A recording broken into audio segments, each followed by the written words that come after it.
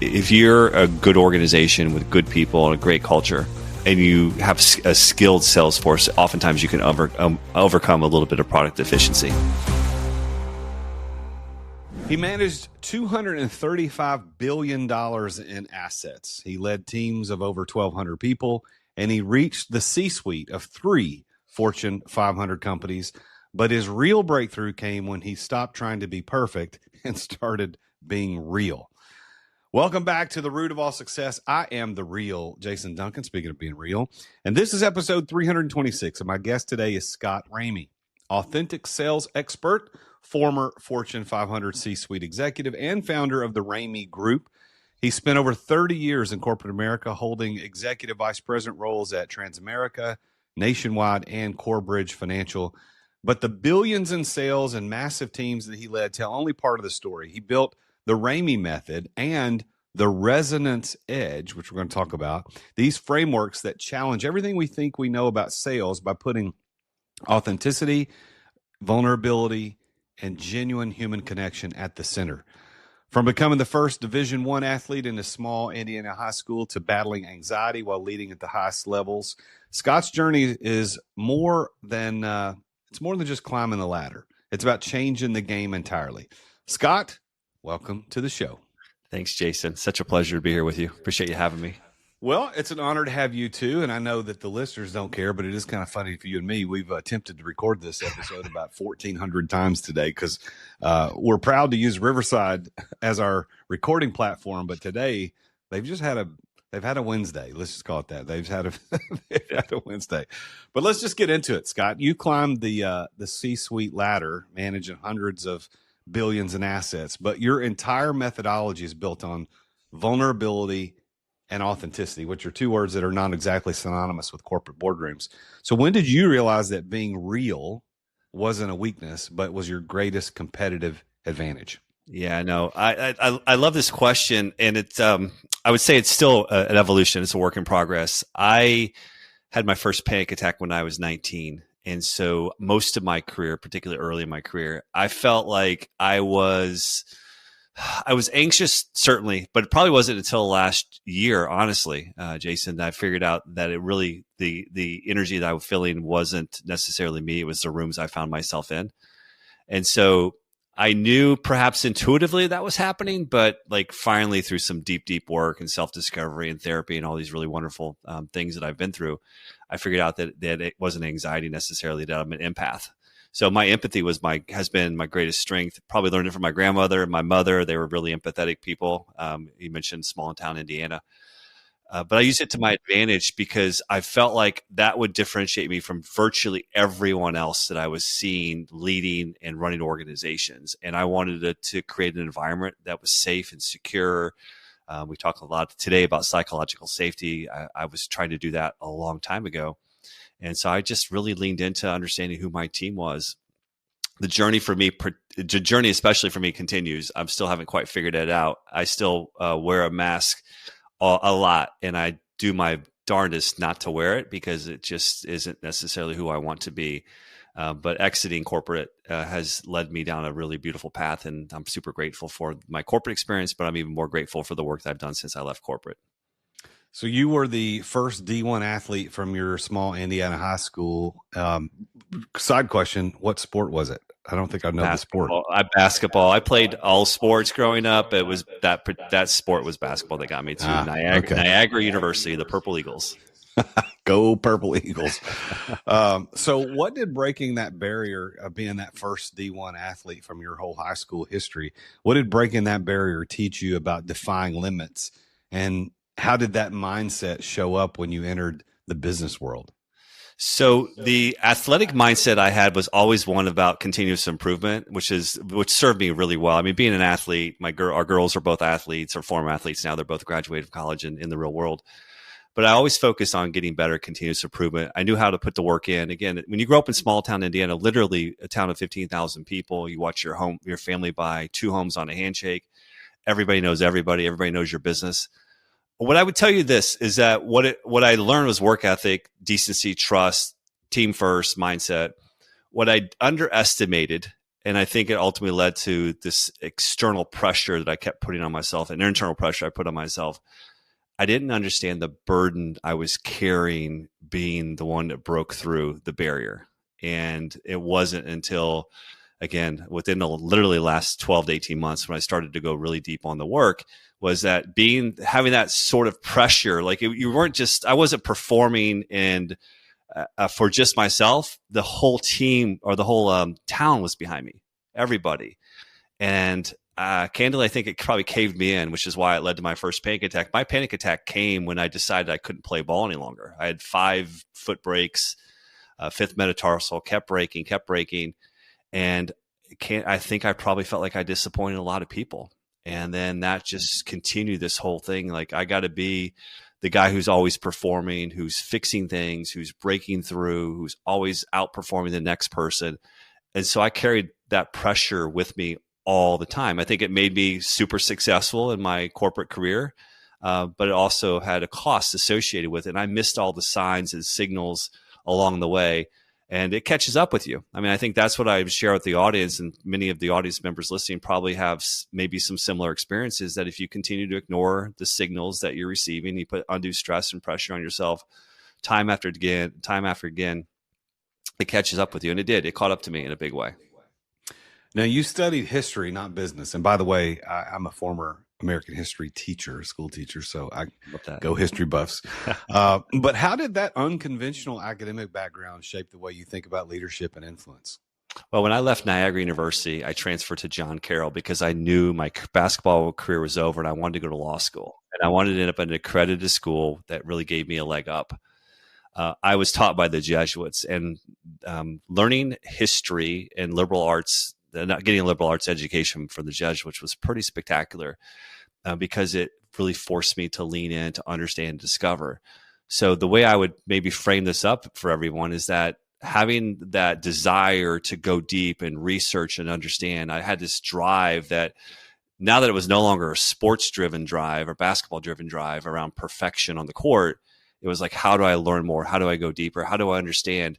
And so it led me down this path of really understanding what made teams tick. How could I make my team perform at a higher level? How could I help bring people along?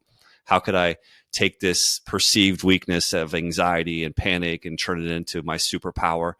And so I credit a lot of my, and I don't know that this will sound weird, but a lot of my success in corporate came from what the Jesuits taught me about being inquisitive, being interested, trying to figure out what makes people tick. So it was a great experience. I was certainly disappointed I couldn't play ball any longer, but landing at a school like John Carroll with some amazing professors and people who really looked after me was really cool. Now, I peeked around on your Instagram page, and you have at least one daughter who's a swimmer. You said you had another child who was also a D1 athlete. I didn't particularly see that one. I must have not scrolled far enough. But what sport was he or she in? Yeah, so Aubrey and Sasha. Aubrey's our oldest. She's now in Chicago. She plays soccer, and so she played. Both of them went into the transfer portal. So I have 2 transfer portal kids. Aubrey started at DePaul and then ended up at Valpo playing soccer, Valparaiso in northern Indiana. And then Sasha started at LSU, ended up at Boston University, and she was the swimmer. So wow, LSU to awesome. Boston, that's a huge difference. It was, yeah. I mean, it's when you make these, both of them made decisions when they were a sophomore. I mean, that was we talk about pressure to perform, to keep up. A lot of kids their peers were committing early, and when you're a sophomore in high school, it's tough to make a decision on where you should be and where you need to be. And so both of them, the transfer portals a huge success for them. And they ended up at great spots and are starting to really flourish in their next stage in life. Well, you even in this interview, as short as it is so far, you've been very open about struggling with anxiety and confidence issues, even while in leading massive teams. So how did you manage those internal battles while you're simultaneously closing billion-dollar deals? Well, looking back, it was so second nature to me to literally go to bed anxious, wake up anxious. And so whether it was going to present to our CEO about a new strategy or trying to win a multi-billion-dollar case, I was not without anxiousness, to say the least. But what it forced me to do, again, based upon how I was taught and how interested I was in people, is that I had to take the energy off myself. And so as a salesperson, it really worked in my favor because I hated to be asked questions. I hated to be in the spotlight. So I churned everything to the audience I was going to be in front of. And I would and this is part of what I teach in the Residence Edge and the program I work with in my workshops, is I'm teaching the framework that I use in every single pitch, every single story, every message. If I was taking over a new team, rolling out a new strategy, it was the work that I did behind the scenes to understand what the audience needed to hear. And everything was constructed that wasn't about me. And so I figured that out pretty early in my journey. I mean, heck, I remember sitting in my first interview with Edward Jones in St. Louis, and I was just sweating, wringing wet. And I don't know why they hired me. I guess that maybe they felt bad for me. I don't know. But they hired me and they gave me my first chance as a 22-year-old kid in the financial services industry. And I'm forever grateful for that. But I turned that again. I kept focused on how do I make this my strength? How do I make this my strength? And it was when I realized it wasn't about me, then the pressure would subside a little bit. It was still there. It would linger. It would bother me.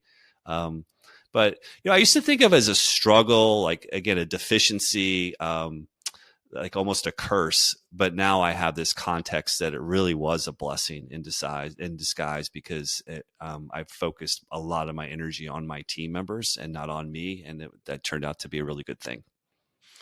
In building your career and then eventually the Ramey Group, what's one time that you had to make a hard pivot?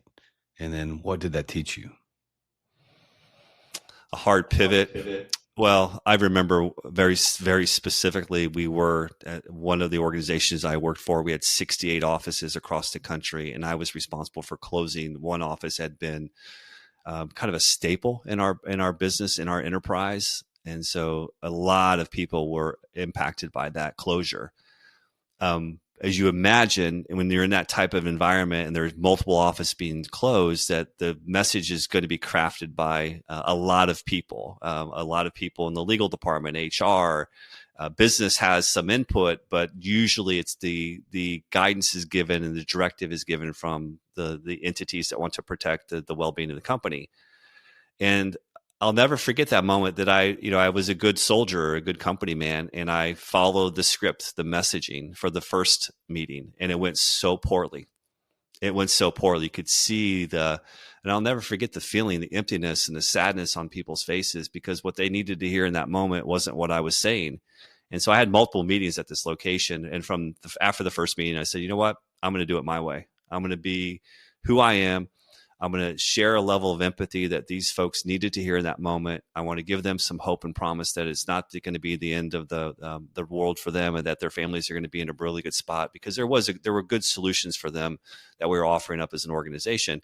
But I vowed at that point, I'm never going to take somebody else's message, that I'm not going to try to weave spin things into a message to benefit the organization. If I do it my way, it'll benefit the organization because we'll create believers. And if we create believers, we'll build trust. And if we build trust, we'll make better connections with people and we'll have a bigger and better impact on the people, no matter the circumstances, because sometimes the circumstances aren't going to be favorable for your team members. It just happens. Unfortunately, in business, we have to when leading groups like I led, you had to make really difficult decisions. And sometimes it impacted people negatively. But I never, ever, ever took those moments for granted because I knew at some point I would be on the other end of that conversation. And so I just wanted people to feel that I cared for them, that I knew that it was a circumstance that wasn't favorable, that I knew it wasn't ideal for them, but I'm the messenger and I want to do it with empathy and grace and compassion and love. Dare I say love? Because that's just not a word we used in corporate America. You created the Ramey method around authenticity, empathy, presence, and clarity. So which of those four do most sales leaders completely miss and what does it cost them? Well, it just depends. The thing I would say to you is that when I think of the three primary, and I'll put vulnerability and authenticity in this concept of connection. So if you have clarity, connection, and tone, all three need to be present.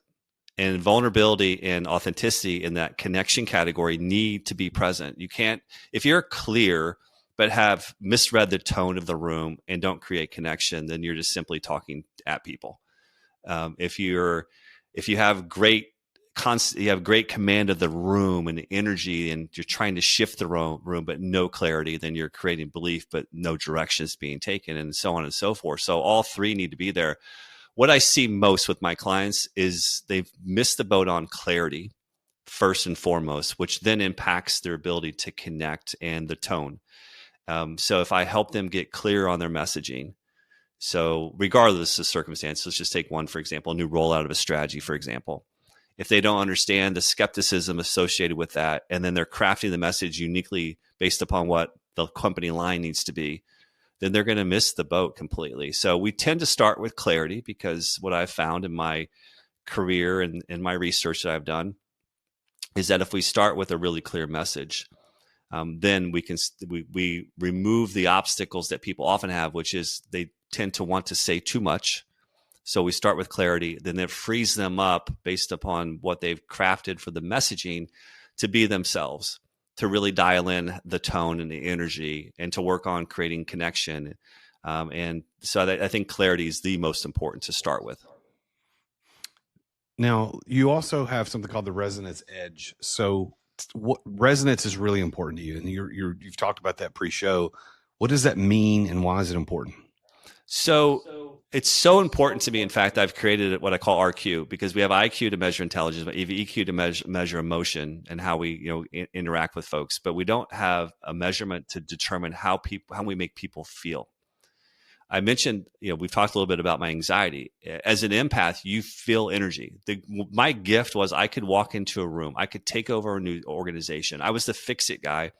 And oftentimes I was the fix-it because there was scarcity, so much scarcity involved with the team. They were so fearful. And I would walk into the first meeting and I would feel that energy. So resonance to me is, how do we make people feel? And if people feel in a favorable way towards us as leaders, then if they believe in us, then we can get them to move in the direction that we want to.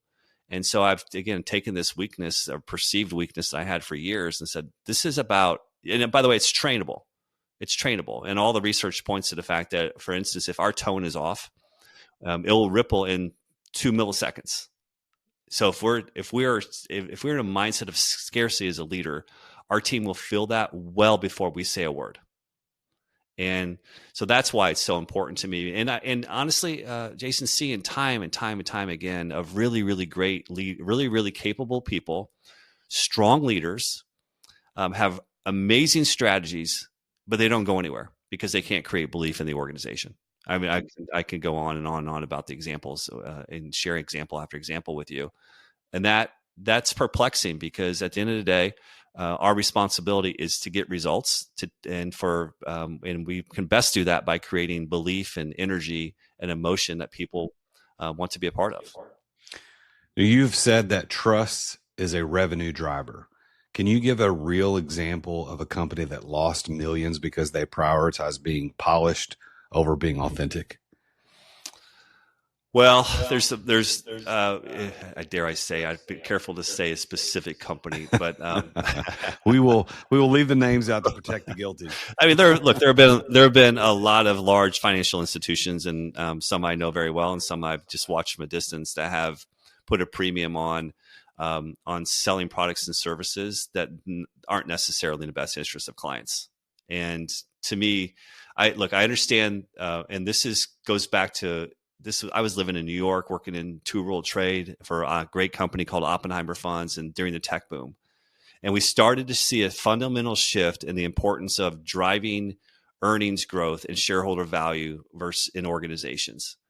And it was really kind of started, it was palpable. And the more I moved through leadership and moved into the C-suite, we oftentimes forget that at the end of the day, it is about building trust with our clients and building trust with our employees. And I don't know that it necessarily should be in that order.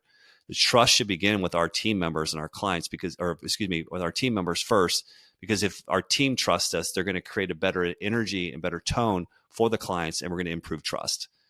But there are countless examples that I don't want to chew my arm off, so to speak. You know, what you just said there is harkens back to something that, as an entrepreneur who started several different companies, that I've always believed, and I don't know where I learned it or who taught me or why I even thought it was important. But what you just said about we have to connect and make our employees or team members feel valuable first, then the clients or customers, in that order. And if we don't do that, you're building backwards, because if you focus only on the customer, the client, but you don't have the trust of your team, you'll have nobody to serve your clients. And I only have one fairly successful entrepreneur to admit that, but to admit that he believes the other direction. But he's the only one. He's an anomaly. He says my clients are the most important. I'll fire people and get rid of them and get somebody new. But I just don't agree with that. You seem to agree with me on this issue. I do, and that maybe it's certainly a mindset.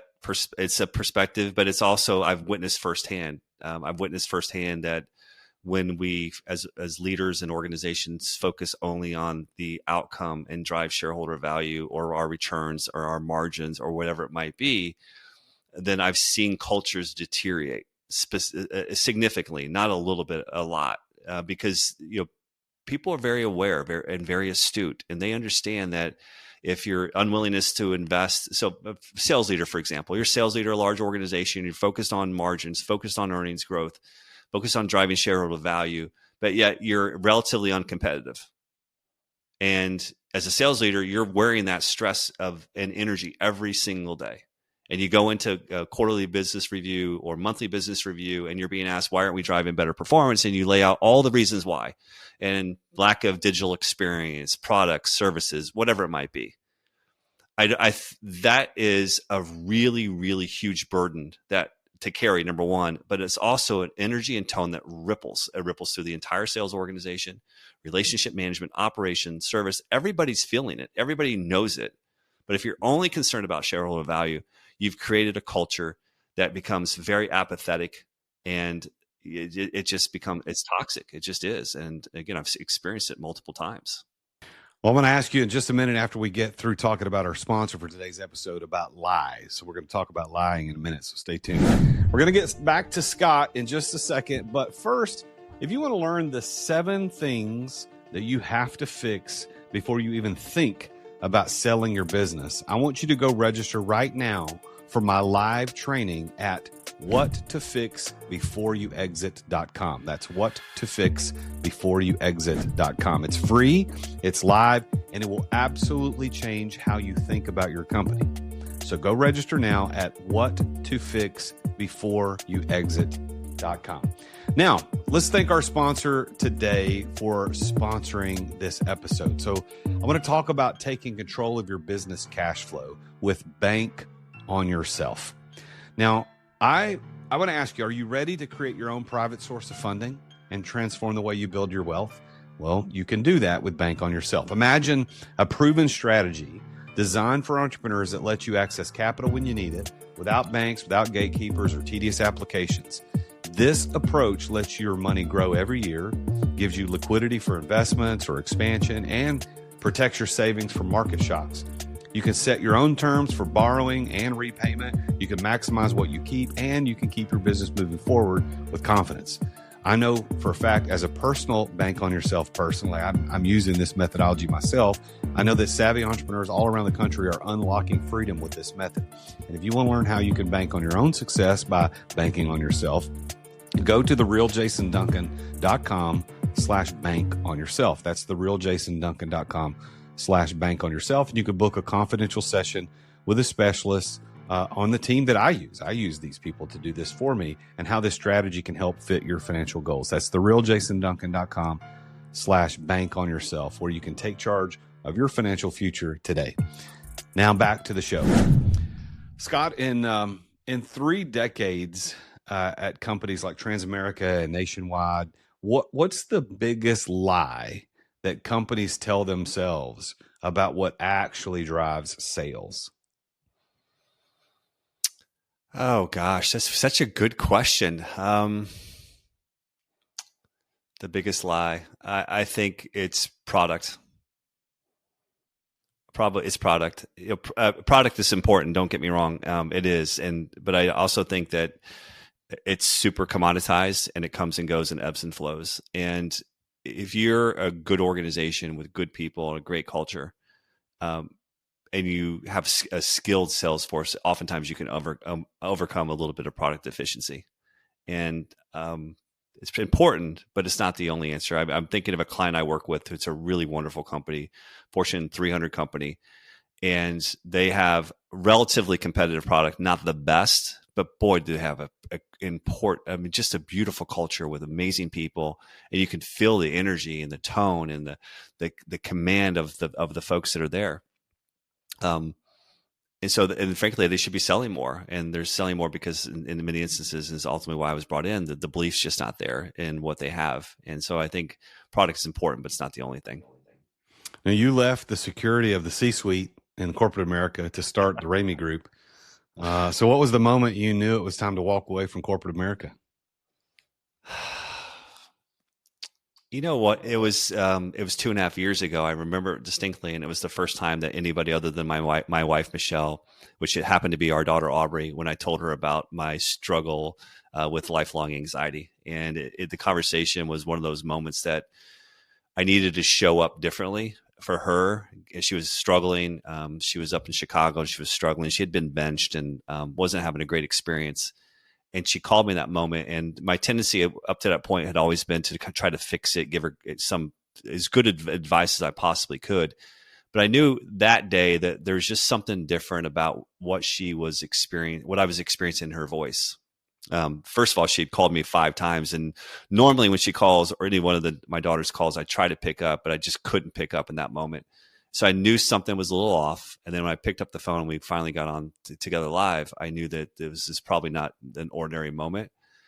And I considered in that moment, do I need to share with her that I had been struggling with anxiety, because she too was struggling with anxiety and probably a little OCD as well.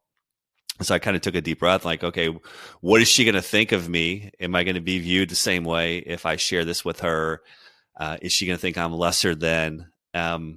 So I had decided to share with her that I had been struggling with it. And Jason, her response was beautiful. As she paused, I thought she had hung up, but she paused and she just said, Dad, you do? And I said, yeah, kiddo, I do. I've been living with this my entire adult life. And she said, I'm so sorry. I'm so sorry, Dad. And she went on to she bet on herself, entered the portal, transferred. She was Missouri Valley Conference in the conference tournament. She played 3 different positions in the Final Four to get their team to the NCAA tournament. They ended up winning the Missouri Valley Conference tournament.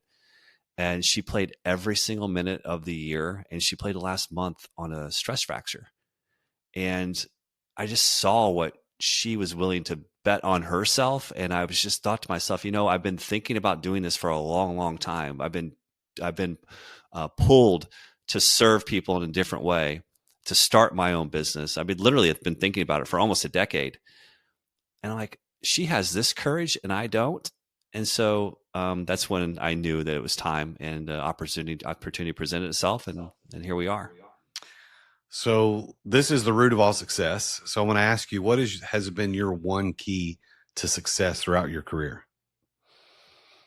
I think empathy for sure, and understanding how to treat people. And again, I credit that to my growing up in a small town called Crawfordsville, Indiana, and the people there are some of the closest people to this day in my life. How do you personally define the word success? I define it very differently today. It's freedom. Freedom. I chased financial reward, rank. Today, it's freedom. I am building and designing the life I have always wanted. So based on that definition, do you consider yourself to be successful? Oh, 100%. All right. Yeah. Yeah. I'm more successful now than I was when I was an executive vice president of a Fortune 100 company. Man, I love it. I love to hear that. I love those transitions. There's 2 interviews today of people that left corporate America making a lot of money, going to do their own thing. And this idea of freedom is that magnet that draws us that direction. And I know the listeners can definitely echo that sentiment. So thank you, Scott, for sharing that today.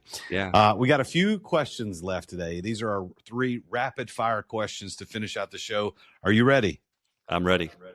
As a history major who led Fortune 500 teams. Which historical leader's approach to influence or persuasion do you admire the most? Lincoln. Oh, Abraham Lincoln. love it. Without a doubt. 100%. All right. Second question. You hike with your two labs. What's your favorite trail and what do you think about when you're out there? Well, so I would just say my favorite hikes ever were in Switzerland 2 years ago without the dogs, with my wife, Michelle, and some dear, dear friends. And I don't think about much of anything, in fact. And I was just, I was in awe of the beauty, and I realized how small we really are, and that there's so much more out there than we possibly can comprehend. All right. Third and final question. If you could sit down with your 22-year-old self right before entering the corporate world, and I think you said earlier that was your interview with Edward Jones at that time. So if you could sit down with your 22-year-old self right before entering the corporate world, what's the one thing that you'd tell yourself? Let it go. Let it go. It's really not that important. Most things, I mean, other than family, let it go. Everything else, let it go. Let it roll off your back. It's really not that important. And what you just quoted a very famous movie song. It's like, we know, let it go, let it go. Yeah. Well, Scott, congratulations on all your success, man. I really admire what you're doing and the direction that your life is going now and Act 2 after corporate life. So I congratulate you on your success. If listeners want to get in touch with you, what's the best way to reach out? Yeah, I'm very active on LinkedIn. So if you want to DM me on LinkedIn, it's great. I'll be super reactive there. And then my website, thescottramey.com. That's the Scott Ramey, Ramey. So go check him out. Scott, thank you once again for being on the show. Jason, thanks for having me.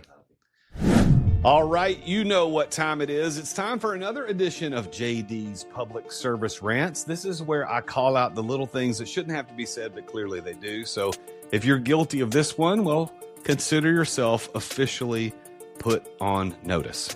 I want to talk to you people who say no offense.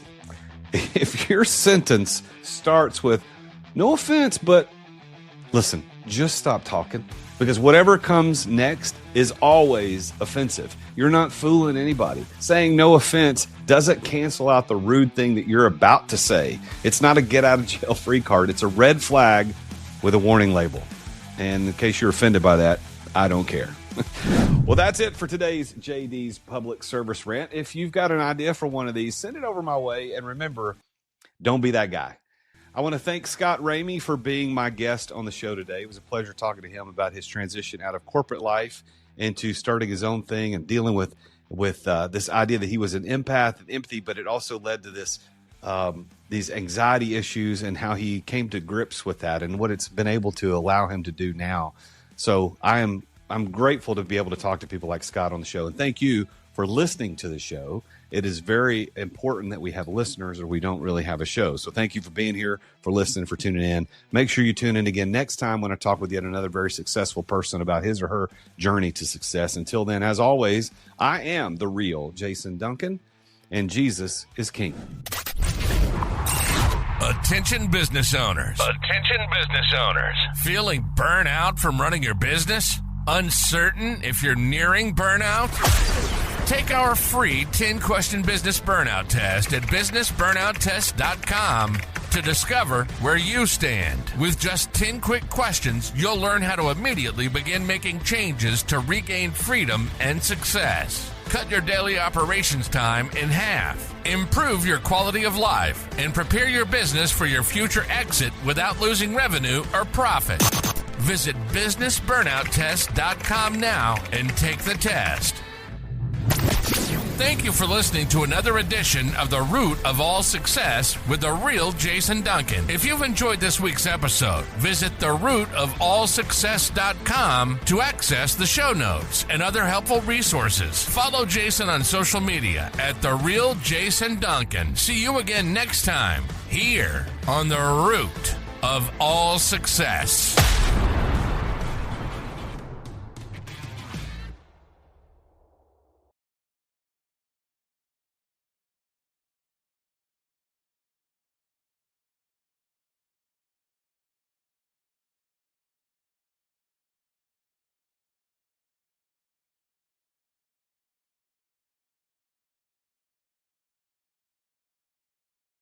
This podcast is a part of the C-Suite Radio Network. For more top business podcasts, visit c-suiteradio.com.